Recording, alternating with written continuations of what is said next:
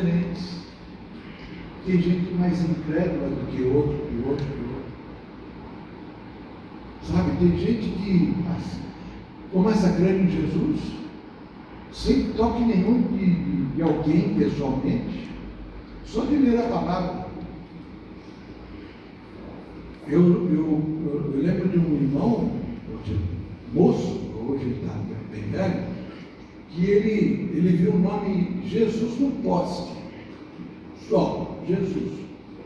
E ele ficou, Jesus. Depois ele foi orar. A maneira dele. Depois ele soube que era orar. Se Jesus existe, eu quero ver a comprovação agora. E ele teve. Então, tem pessoas que precisam de 2 toques, de uma insistência. Lembra da viúva persistente que bateu na porta do juiz várias vezes? Isso significa, talvez como o sobrinho da Soraya, que ela deveria insistir com ele. Se ela tivesse parado na primeira vez lá atrás, ele não teria tido a oportunidade de ter quebrantado o coração agora.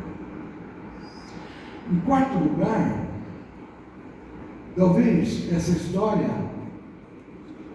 me diga que para continuar vendo Deus, eu não posso voltar para a aldeia.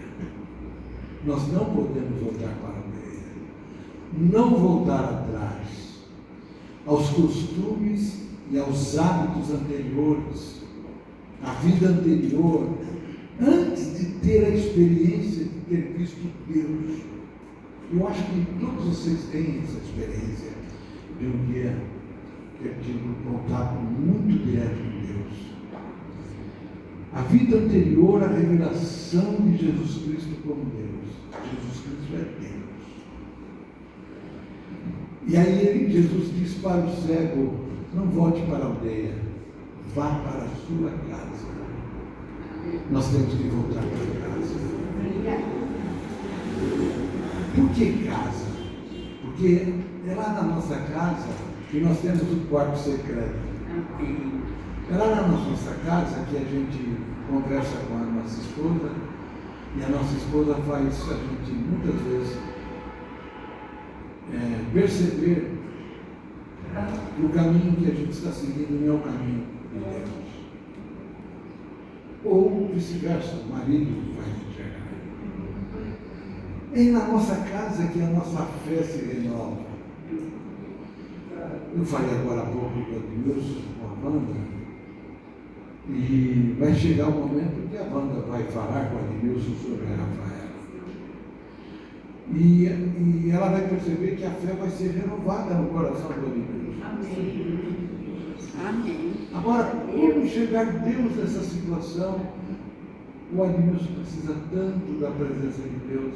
Ele precisa ser retirado do quadrado de muita influência.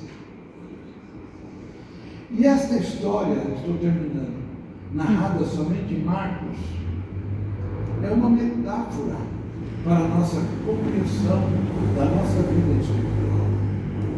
A história dramatiza a persistente falta de entendimento dos discípulos. E Jesus usa a falta de discernimento do cego para ensinar para os discípulos. Enquanto Jesus pacientemente conduzia aqueles discípulos que seriam depois dele morrer e ser assunto ao céu, que Jesus fosse levado ao céu, ele sabia que os discípulos iriam ser martirizados. Então Jesus pacientemente conduz a uma completa compreensão do que é viver com Deus, dos propósitos de Deus. Tem algo a mais para cada um aqui. Entende? E às vezes a gente fica patinando e não fica percebendo. E a cura desse cego, então, contribui para que os 12 discípulos reconhecessem, porque havia em alguns deles também algumas dúvidas sobre se Jesus realmente era o Messias. E você vai ver isso no verso 29 aqui do capítulo 8. Quer ver? Verso 29 do capítulo 8. Aqui, ó. E vocês, quando Jesus está com Pedro conversando ali na Cesareia de Filipe, e aqui em Cesareia é o começo do Rio Jordão, a fonte do Rio Jordão, e alguns estavam tendo discussões sobre quem era Jesus, se era João Batista, Elias ou outros profetas, e aí ele virou para Pedro e disse: e vocês, o que vocês dizem que eu sou? Aí então Pedro respondeu: tu és o Cristo. Aleluia. Então isso aí resolveu essa questão. Glória a Deus. E para nós nos dias de hoje, esta cura do cego ajuda também a colocar o Deus vivo e todo-poderoso pessoalmente nas nossas situações difíceis que enfrentamos hoje, sejam de doenças, mortes, fraquezas, pecados,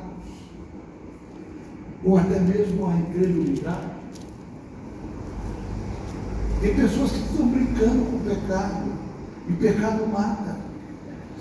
Nós não podemos brincar com o pecado. Nos momentos, será que essa parábola, essa história de Jesus como cego em Betsaida, nos momentos que nos ajuda, nos momentos que precisamos ser reerguidos por Deus, quando você está caído, prostrado?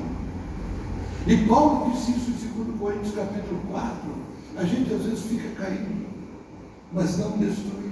Amém. Como aqueles discípulos foram reerguidos na sua fé, pensando e analisando que Jesus realmente era o Messias, era Deus.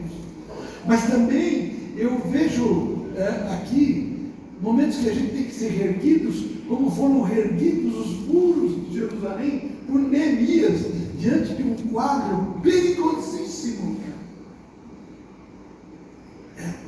Quando você lê a história de Neemias, principalmente o capítulo 6, ele olhando,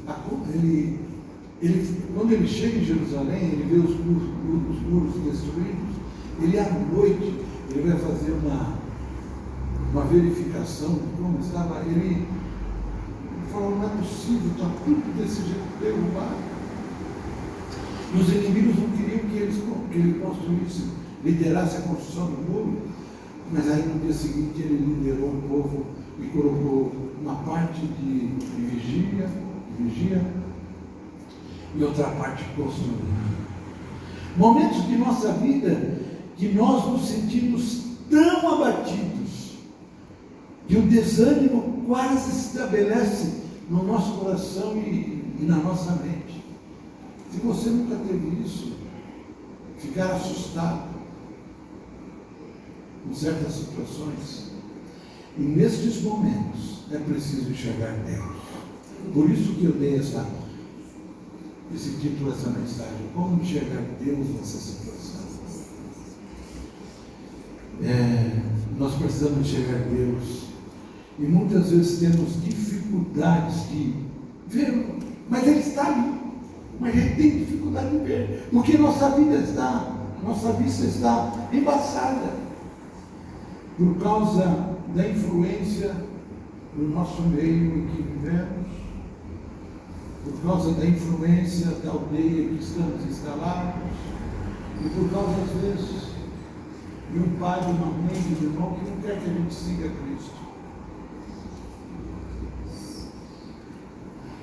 Esse meu irmão mais velho, ele já morreu, ele não era crente, e aí nós fomos nos convertendo, todos nós. E eu, menino, cheguei à igreja, bem, 6 anos de idade. Ele não se converteu, ele era mulherengo. A minha mãe queria que ele casasse, ele falava: mãe, eu acho que eu vou me casar. Ele tinha consciência. Para fazer uma mulher sofrer, ele tinha consciência. E a minha mãe, ela não deixou de orar por ele. E ele se converteu. Puxa aí. Mas deixa eu dizer uma coisa. Ele achava que eu tinha que sair com ele. Eu falei, não vou. Vai comigo para a igreja. Não vou. Você é comigo? Não. Eu saio com você se você for comigo na igreja. Ele nunca foi e eu nunca sei.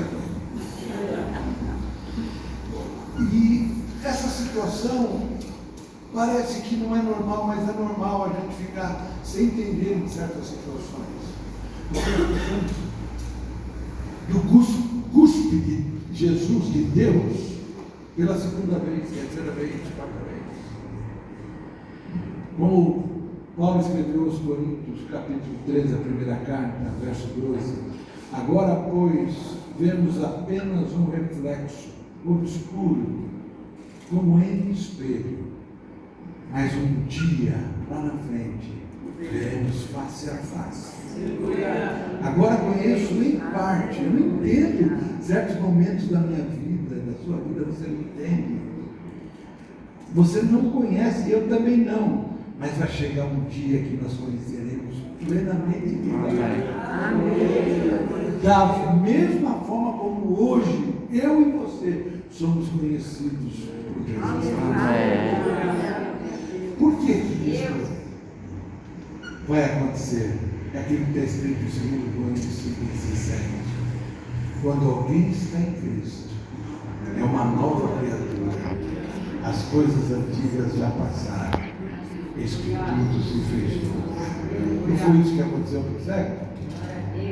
Vamos dizer esse versículo em voz alta, todos juntos? Amém. Quando alguém está em Cristo, é uma nova criatura. As coisas antigas já passaram. Eis que tudo se fez novo. Bom, Deus abençoe você.